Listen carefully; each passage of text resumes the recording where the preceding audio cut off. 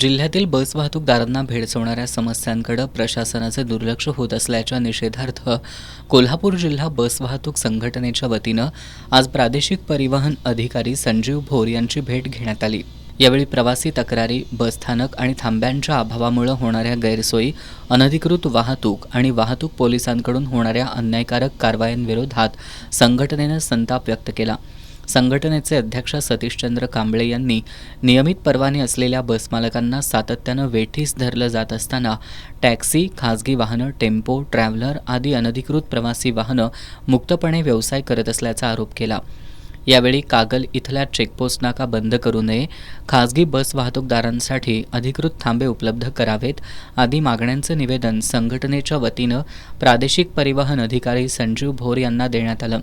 याबाबत प्रशासनानं तात्काळ कार्यवाही केली नाही तर तीव्र आंदोलन करू असा इशारा संघटनेनं दिला। यावेळी प्रदीप राठोड, गौरव कुसाळे, मनोज चौगुले, अशोक पताडे, दिलदार मुजावर, वरुण पारीख, रियाज मुजावर यांच्यासह आराम बस वाहतूकदार उपस्थित होते।